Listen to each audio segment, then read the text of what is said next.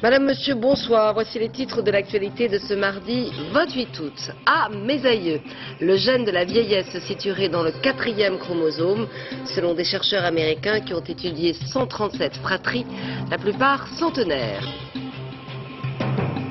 Au volant, l'alcool tue, la drogue aussi, 10 à 15% des accidents mortels. Un dépistage systématique aura lieu à partir du 1er octobre.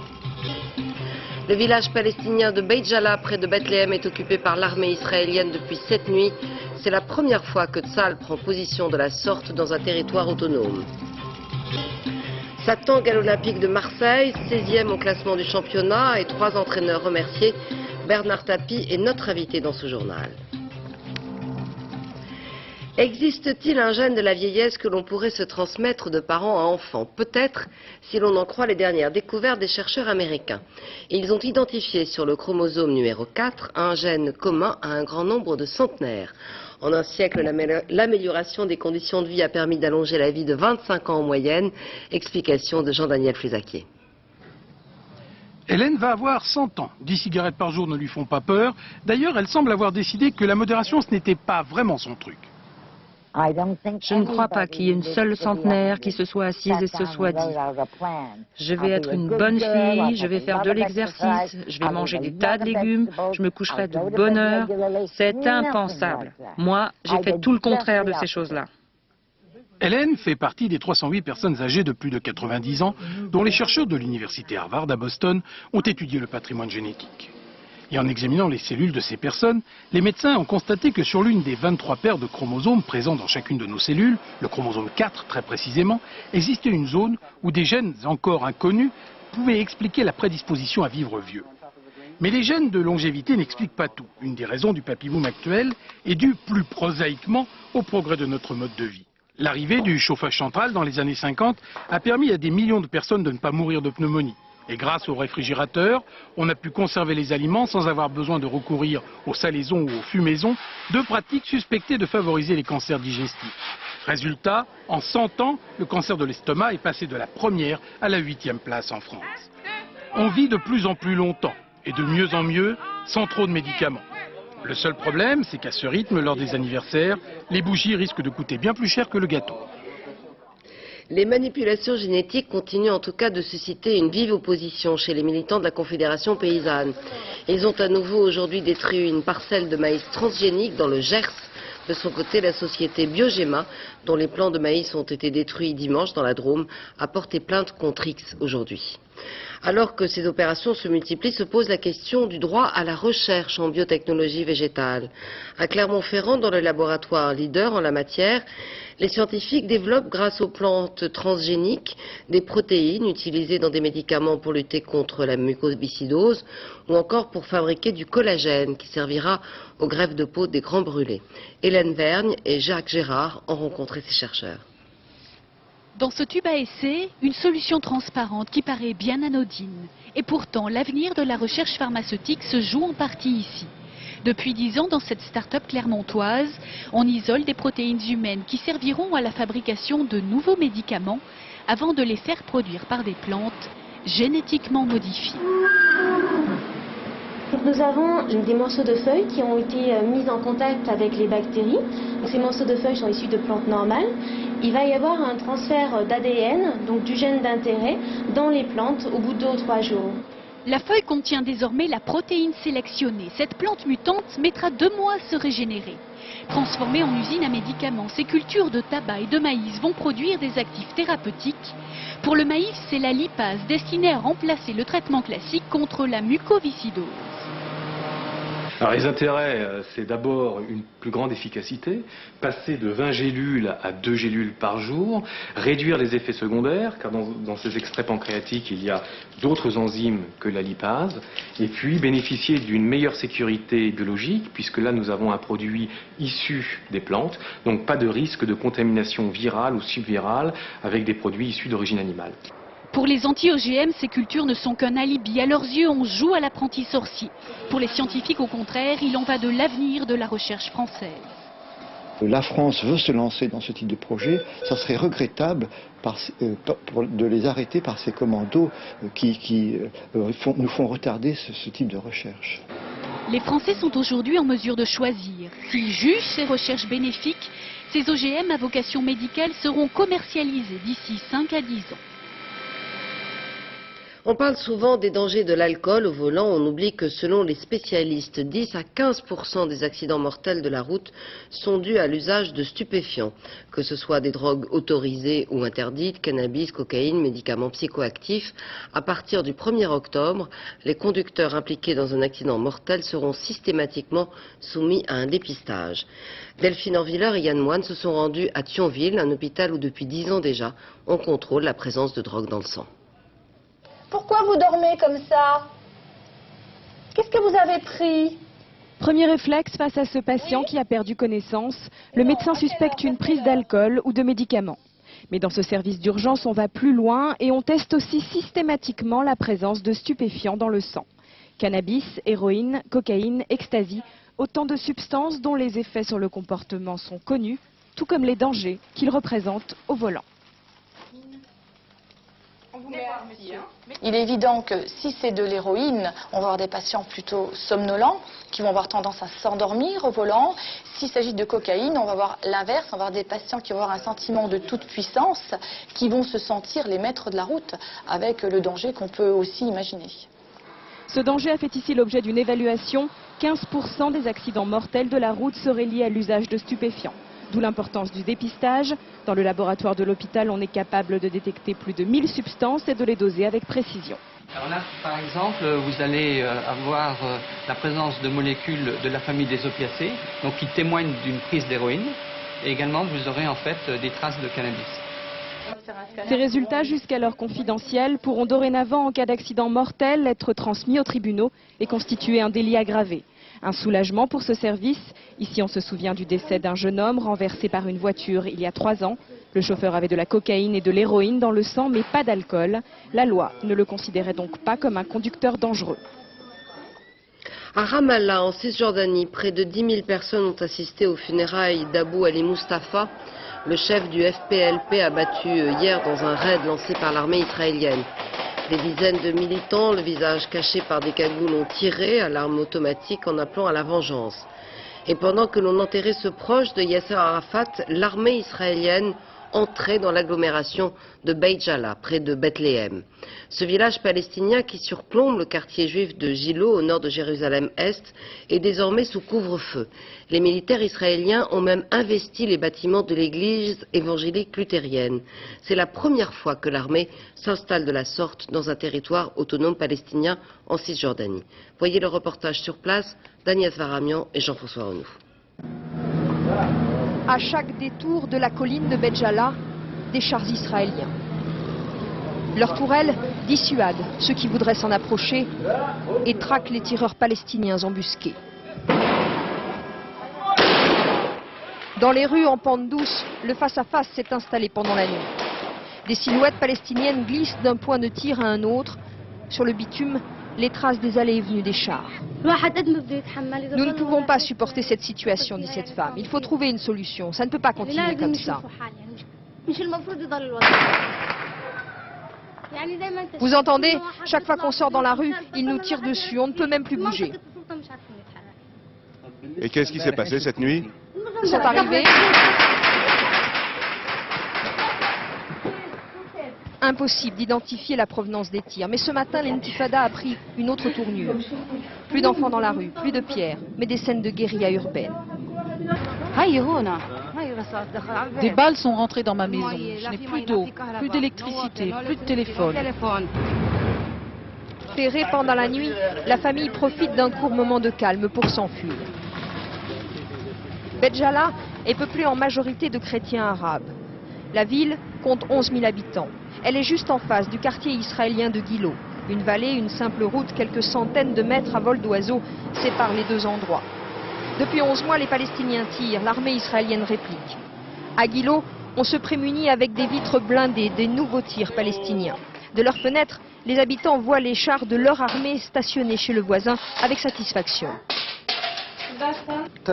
On se sent plus en sécurité, mais tout ça c'est très temporaire. Jusqu'à ce qu'ils arrivent à un accord politique. Mais c'est trop tard. Ils auraient dû rentrer à Béjala il y a un an et en finir avec ces tirs. Retour dans le quartier de Béjala, sous couvre-feu en pleine journée. L'armée israélienne occupe cette église luthérienne qui abrite 43 orphelins. Nous ne verrons pas les soldats retranchés sur le toit.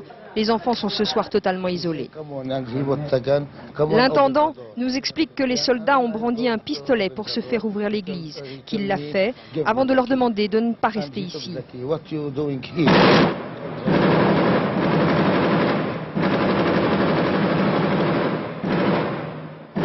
De la mitrailleuse lourde israélienne. En contrebas, les hommes du Fatah, le parti de Yasser Arafat. Ariel Sharon, disent-ils, a tenu son engagement.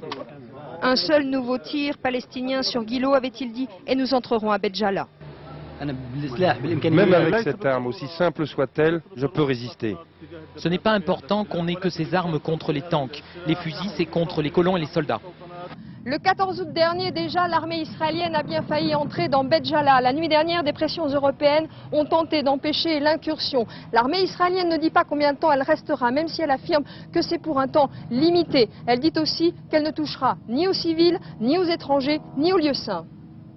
Et ce soir, plusieurs capitales occidentales, et aussi Washington, demandent à Israël de retirer ses forces, estimant que cette présence ne fait qu'aggraver les choses. Le ministre français de la Défense, Alain Richard, a rendu visite ce matin aux militaires français engagés en Macédoine, au nord de Skopje. Le ministre a confirmé que la mission ne doit durer que 30 jours et qu'il n'est pas question, pour l'instant, de la prolonger. Aujourd'hui, des centaines de Macédoniens se sont rendus autour du monastère de Lesok, près de Tetovo.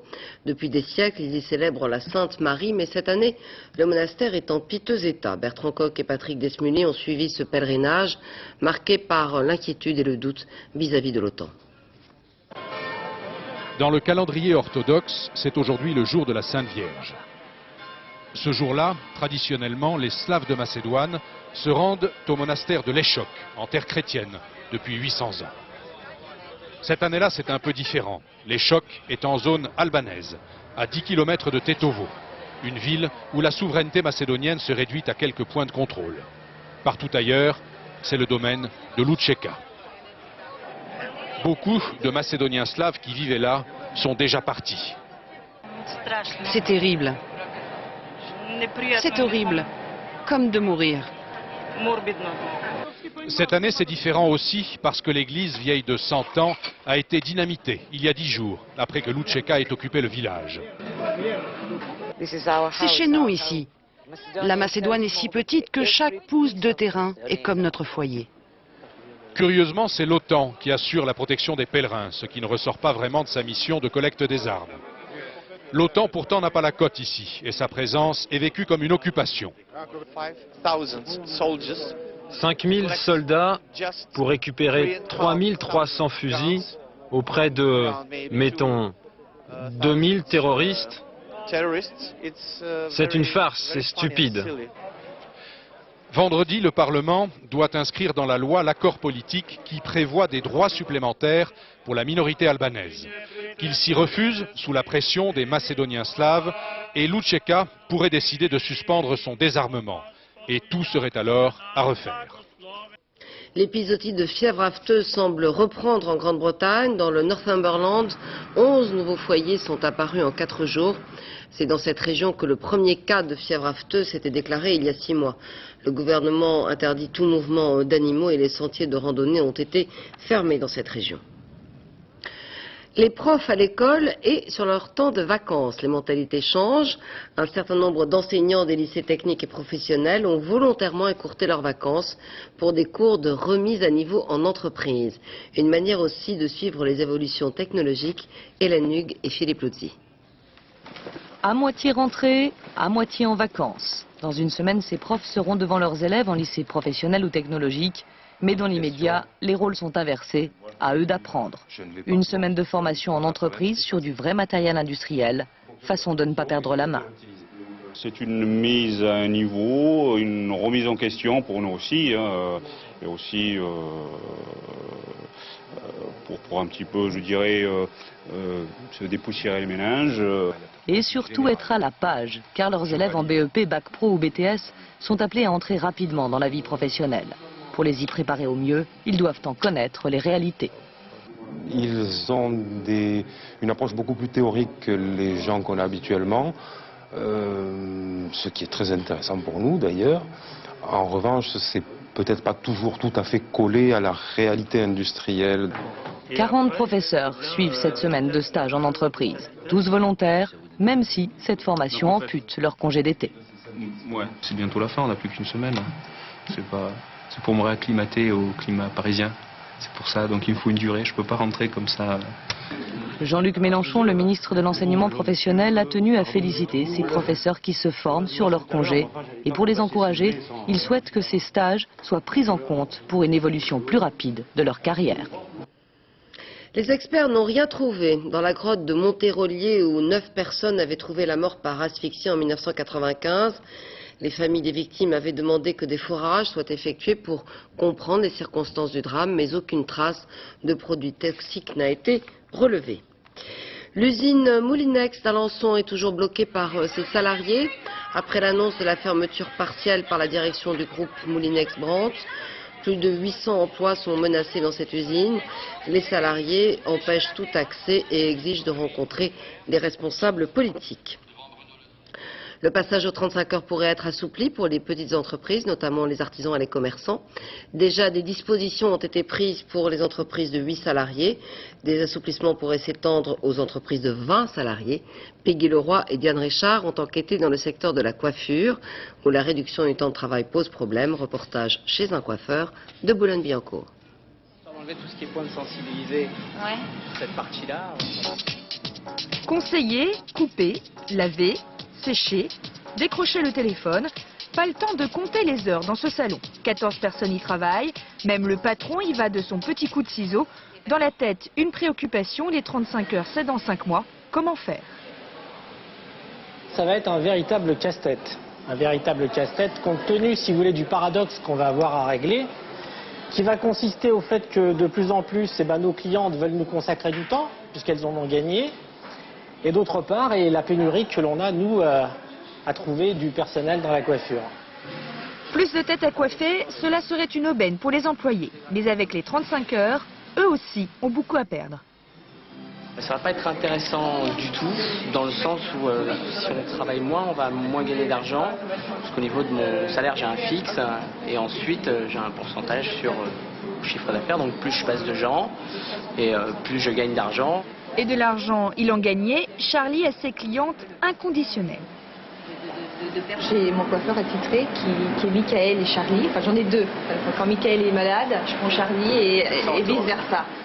Pour satisfaire ses clientes, le patron est prêt à payer des heures supplémentaires à ses employés. Il espère que Lionel Jospin lui donnera cette liberté dans un prochain décret. Opération coup de poing des producteurs de raisins de table. Ils ont démonté ce matin les chariots d'un supermarché Carrefour à Avignon. Ils protestent contre la concurrence et l'importation de raisins italiens. Vous les voyez à l'œuvre, en emportant les roulettes des chariots. Première journée de l'université d'été des Verts dans le Jura. Après les cafouillages sur l'amnistie en Corse, les polémiques sur le tunnel du Mont-Blanc, Dominique Voynet a appelé les Verts à se ressouder, à la grande satisfaction des militants exaspérés par ces incessantes querelles entre les chefs. Reportage Alban Mikosi et Maxime Soulard. Laissez-moi vous demander de bien vouloir laisser au vestiaire les couteaux et les fusils, les dagues et les cagoules, les vacheries et les rancœurs, les mésalliances bimensuelles, les déclarations assassines, les calculs à la petite semaine et les égos surdimensionnés. Le ton est donné. À 8 mois de la présidentielle, les militants verts en ont assez de voir leur projet politique dissimulé par les éternelles querelles entre chefs de clan. C'est vrai qu'on a été assez découragés, les militants de base, par des prises de parole très désordonnées, puis l'autopromotion de certains. Et maintenant, je crois qu'il y a une volonté de faire avancer certaines idées. En parcourant les allées, Dominique Voynet a dû entendre ses aspirations. Alors, pour son premier discours en tant que chef de parti, ce matin, elle a parlé solidarité et responsabilité. Ce qui vient de se passer cet été, d'abord avec la question de la fermeture des voies sur berge à Paris, puis à l'occasion des événements de Corse, enfin à propos du débat sur la réouverture du tunnel du Mont-Blanc, illustre pour nous la nécessité de porter sur les sujets grands ou petits une parole collective qui, dans ces conditions, pourra être une parole solidaire. Noël Mamère et Alain Lipiette sont donc invités à taire leurs divergences, condamnés sinon à s'entendre, du moins à faire semblant. Démonstration ce soir avec le débat sur la Corse, sujet sensible s'il en est, où chacun a joué l'apaisement. Certaines prises de position que j'ai eues cet été ont mis plusieurs d'entre vous, voire beaucoup d'entre vous, dans des situations difficiles. Et pendant qu'Alain Lipiette convenait que son discours sur l'amnistie était politiquement inaudible, d'autres responsables des Verts s'affrontaient, mais dehors, avec un ballon, réservant leurs mauvais gestes à la pratique du football. L'OM dans la tourmente, l'équipe marseillaise a totalement raté son début de saison, 16e position du classement de D2 avec seulement 2 points en 5 matchs et une valse des entraîneurs qui pèse sans doute sur le moral des joueurs. Caroline Gauthier et Benoît Jourdan. Que se passait-il dans la tête des joueurs ce matin à l'entraînement? En 5 matchs, 2 points et un seul but. Le sursaut tant espéré se fait toujours attendre. Cri d'alarme sous forme de coup de gueule. Quand j'ai débuté ma carrière, même dans un club de 4e division, ça ne s'est jamais passé comme ça. Manque de professionnalisme dans ce club, je pense. Manque de stabilité aussi côté entraîneur. Javier Clemente, débarqué par tapis dès son arrivée. Tomislavevic un peu plus de 3 mois et puis s'en va. José Anigo, une histoire qui tourne mal vendredi à la veille du match Bastia-OM. Depuis hier, Albert Raymond assure l'intérim, sans trop de conviction. Il manque peut-être un entraîneur au niveau football, donc on m'a demandé pour le bien de l'Olympique de Marseille d'assurer ses entraînements, ou 1, ou 2, ou 3, je ne sais pas, mais c'est tout. L'OM s'enfonce sous les yeux de son responsable sportif, un Bernard Tapie, dans la ligne de mire aujourd'hui et qui accuse certains de lui miner le terrain. Pierre Dubiton, le directeur financier en tête, celui-ci réplique. Les joueurs, c'est lui qui les a fait venir, la tactique, c'est lui. Les joueurs qui arrivent et qui repartent 3 jours après, c'est lui, c'est personne d'autre. Si Bernard Tapie restait dans son secteur et moi dans le mien, on peut continuer à travailler, mais cela dit, ça ne me ferait pas de peine de plus travailler avec lui. Et bien évidemment, le seul qui a le pouvoir de décider, c'est Robert Dreyfus. Reste que ce duel Tapie-Dubiton importe peu aux supporters, seuls comptent les résultats. Et dans ce domaine, même les plus farouches partisans du Big Boss cessent à la critique. Je pense que le tort de Bernard Tapie, le seul qu'il ait à mes yeux, c'est actuellement de se séparer un petit peu vraiment de la base qu'il a fait une confiance aveugle au départ. Et dire qu'il suffirait d'une victoire contre Lyon le 8 septembre pour oublier un temps, au moins, les polémiques. Bernard Tapie, bonsoir. Bon, on a vu là un meilleur moment, si je puis dire. Comment vous expliquez que l'OM en soit là et que vous en soyez là avec l'OM? Il y a plusieurs raisons. Il y a des raisons de forme. C'est que le football est quelque chose qui ressemble pas à une science exacte. Vous avez Nantes qui a été champion l'année dernière, qui a gardé les joueurs, qui a gardé un entraîneur formidable, qui a un encadrement stable, qui est un club bien géré et qui est dernier. Ça ne correspond pas à la perte de sa valeur, ça correspond au fait qu'il a eu des matchs difficiles, qu'il ne les a pas bien abordés. Sur le plan de la forme, personne qui connaît le football ne sait pas que lorsqu'on change 12 ou 13 joueurs sur 15, qui parlent des langues différentes, qui jouent un football différent, il y a un temps d'adaptation qui est utile et qui est indispensable. C'est le contraire qui aurait été étonnant. Alors, sur la forme, il faut être patient, il faut savoir que le temps doit améliorer les relations des joueurs les uns avec les autres, et je pense que le classement changera. Après, il y a le fond. Alors, sur le fond, il y a des choses graves et des choses moins graves. Parlons tout de suite des choses graves. Vous savez, à l'époque où j'ai été président pendant 7 ans, moi aussi je me suis trompé, j'ai pris des joueurs qui étaient moins bons que ce que je pensais, et d'autres qui étaient meilleurs que ce que j'espérais, mais tous sont devenus meilleurs à l'OM qu'avant d'y venir. Ce qui est vraiment le cas aujourd'hui. Et là, c'est depuis 3 ans le contraire. Depuis 3 ans, je vous rappelle qu'il y a 2 ans, avec une équipe exceptionnelle, avec des gens comme Dugarry, avec des gens comme Pires, avec des gens comme ça, ils ont failli descendre en 2e division. Et depuis qu'ils sont partis, ils sont redevenus bons. Ça veut dire qu'il existe à l'OM, depuis qu'on a peut-être demandé aux supporters d'être plus que ce qu'ils sont, le club qui existe pour eux, les supporters ne doivent pas être ceux qui sont les gendarmes vis-à-vis des joueurs. Cette espèce de menace permanente une pression trop forte que les joueurs ressentent le climat de violence, les verbes exégés, les bagarres au siège, etc., sont des éléments qui déstabilisent considérablement, alors que le joueur a besoin de sérénité, de calme et de tranquillité. Oui, or, attendez, la preuve que ça se passe à l'OM, c'est quand ils en partent, regardez Pires, regardez Dugarry, ils redeviennent bons. Donc il faut casser cette mécanique-là. Mais il y a des éléments, Bernard Tapie, objectifs qui frappent, par exemple, les entraîneurs. Oui. Il y en a eu beaucoup, il y en a eu 3. Les entraîneurs, moi je suis venu, Clément, c'est pas moi, je suis venu avec Ivic, et je crois que tout le monde a reconnu qu'on a fait un bon travail, parce que peu de gens donnaient des chances de rester en première division. Bon, ça s'est fait. Et il m'avait déjà dit qu'il n'était pas chaud pour repartir pour une saison, parce que bon, il était un peu là, c'est un homme qui a beaucoup donné pour le football. Moi j'espérais évidemment qu'il reste. Plein de petits problèmes. On fait, même y compris avec moi, on fait que bon, il était de moins en moins chaud, et le vrai problème, c'est qu'il n'avait pas son contrat depuis le mois de mai de l'année d'avant. Et c'est tellement vrai que c'est sa vraie raison pour laquelle il était parti, c'est que Robert Louis Dreyfus, conscient que c'est un homme formidable, qui est pour moi vraiment un des meilleurs entraîneurs du monde, et la preuve c'est que les 2 premiers matchs, rappelez-vous, les 2 premiers matchs qu'on a fait sous, j'allais dire, la suite de son influence, ont été extraordinaires alors que les joueurs venaient de se connaître. Donc Robert Louis Dreyfus, avec beaucoup de sagesse, a décidé de lui faire son contrat tel qu'il l'exigeait, et Ivic sera à l'entraînement à partir d'après-demain. Il redeviendra ce que je rêvais. Donc l'information que vous donnez ce soir, mais bien sûr, il redeviendra l'entraîneur que je rêvais qu'il soit. Alors après la valse, soyez gentils, on a fait des solutions internes en attendant. Tout ça, c'était en attendant qu'il revienne. Ou lui ou un autre très grand. Alors on a essayé Anigo, ça aurait pu marcher parce que ça a marché avec Gilly. Vous savez, cette formule a marché une fois. Gilly est devenu champion de France et vainqueur de la Coupe. Bon là, ça n'a pas marché, mais la suite des entraîneurs, c'est pas des entraîneurs désignés, ce sont des solutions internes en attendant qu'un entraîneur revienne. Alors là, vous avez trouvé votre entraîneur, donc demain. Sur les transferts, on dit peut-être Djorkaeff, on a beaucoup annoncé, Jardel. On nous a fait le reproche de ne pas avoir fait ceux qu'on a annoncés, mais on ne les a pas annoncés. À part Jardel, qui a été annoncé par le club, y compris par moi, tous les autres ont été des spéculations, des tuyaux, des rumeurs qui ont été lancés sur la place publique et qui, ne se réalisant pas, on nous accuse après de ne pas les faire. Par exemple, Birov, il est venu 30 fois à l'OM, je suis content pour l'OM qu'il soit à Monaco.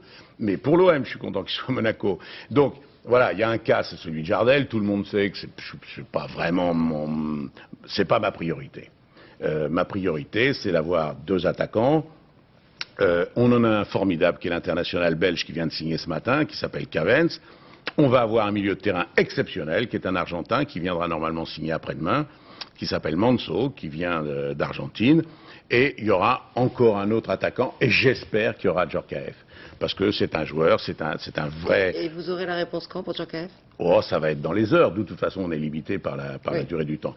Mais ce que je trouve un peu extraordinaire, c'est qu'on est simplement à la 5e journée et que j'ai l'impression de répondre d'un bilan d'un club qui existe depuis... Non mais tout ça a pris des allures un peu spectaculaires. On a lu dans la presse des échanges que vous avez eus avec M. Dubiton, on l'a entendu tout à l'heure. Écoutez, ne donnez pas plus d'importance à M. Dubiton qu'il en mérite, ou alors s'il suffit de me casser les pieds pour devenir célèbre, vous allez susciter beaucoup de vocations, donc laissez-le au niveau où il est, et c'est pas grand-chose. Franchement, c'est pas lui qui est responsable des mauvais résultats qu'on a, de la même manière qu'il ne sera pas responsable des bons résultats qu'on va avoir.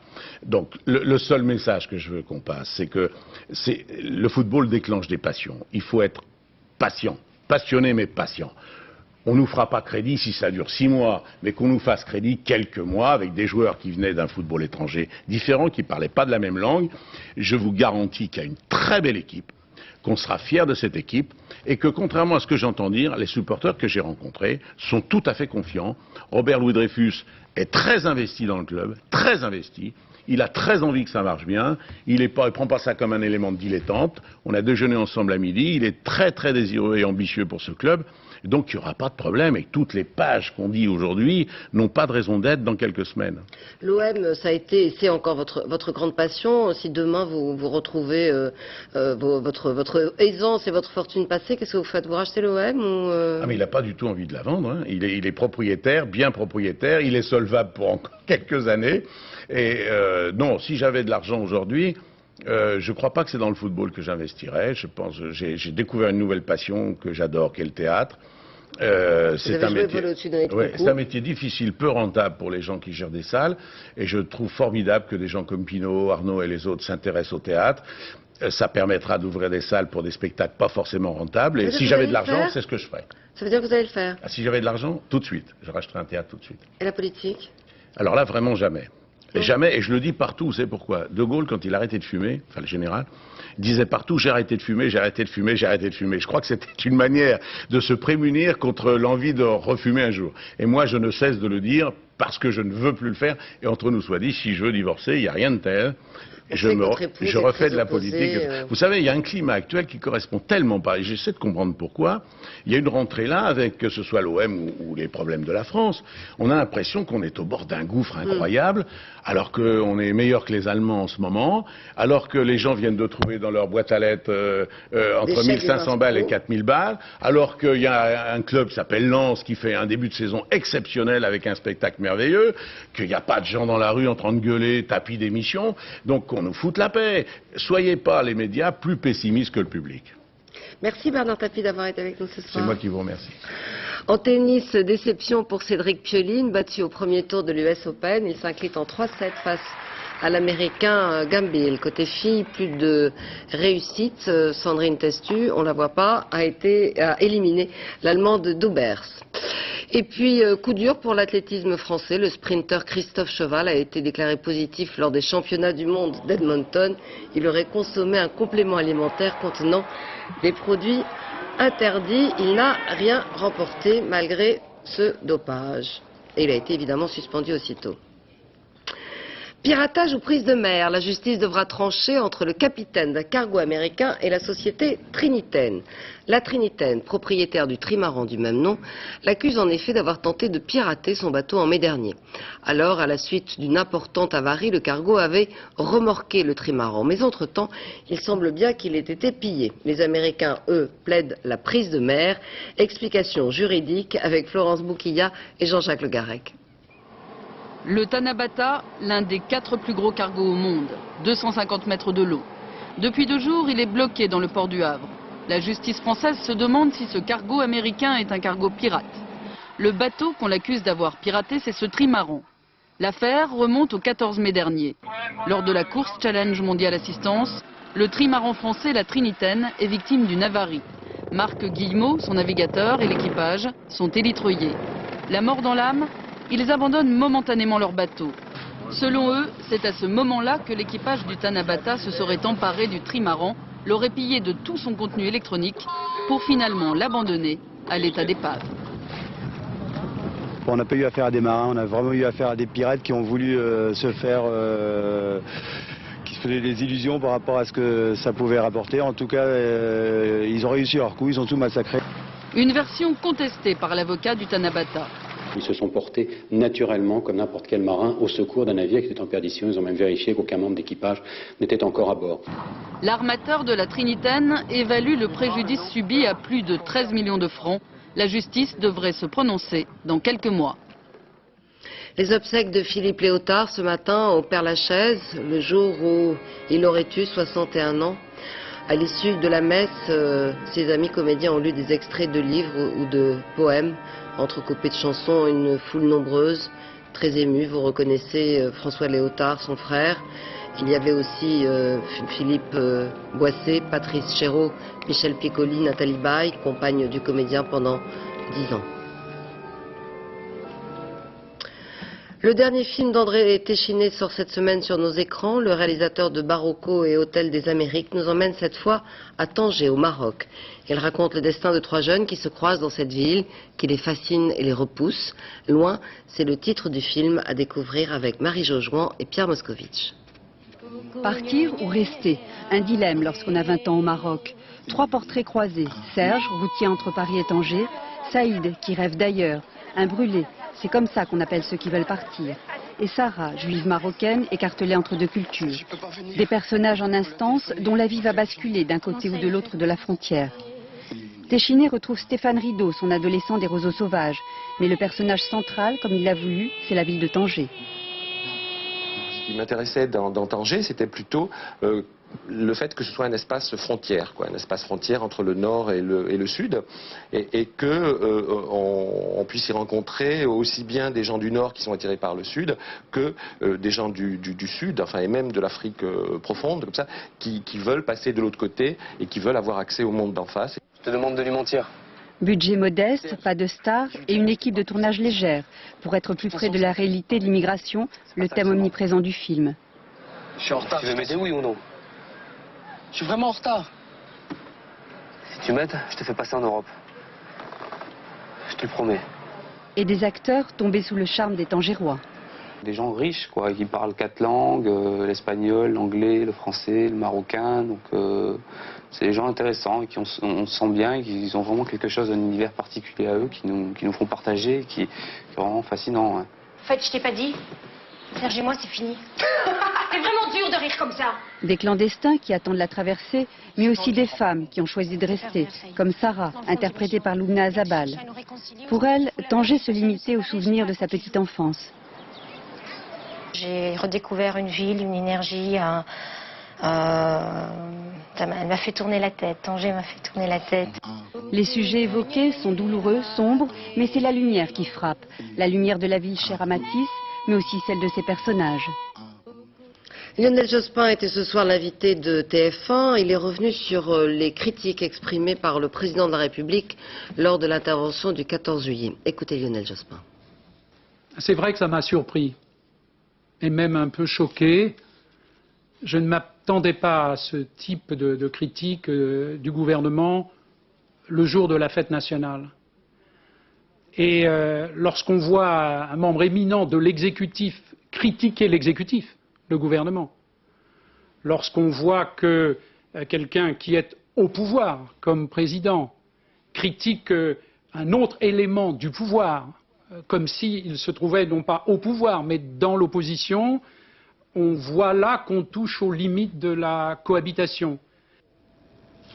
Jean Leclerc, vous avez écouté le Premier ministre, alors des mesures nouvelles, un ton offensif pour cette rentrée? En tout cas, ce qui est clair, c'est que Lionel Jospin a explicitement voulu faire une rentrée de Premier ministre qui s'adresse aux Français sur leurs préoccupations, par exemple leurs préoccupations quotidiennes, plutôt qu'une rentrée de chef de la majorité plurielle ou de cohabitants et encore plus de futurs candidats à la présidence de la République. Il s'est donc efforcé de justifier, d'expliquer la politique du gouvernement et de rassurer les Français dont on le sait, le moral a un petit peu tendance à décliner. Alors ainsi sur la croissance, la France, a dit le Premier ministre, réalise de meilleures performances que ses voisins grâce au soutien de la consommation à la création d'emplois. Une politique qui sera poursuivie, le gouvernement ne restera pas inerte, a-t-il dit, avec des baisses d'impôts, la prime pour l'emploi et puis, ça c'est nouveau, c'était attendu, des assouplissements pour les PME sur les 35 heures. Et précisément, le Premier ministre vient de confirmer que des assouplissements dans ce sens seraient pris pour les entreprises de moins de 20 salariés, à l'instant voilà. même. Alors le Premier ministre a également évoqué d'autres priorités qui sont toujours les préoccupations des Français, la sécurité, la lutte contre les inégalités, l'euro.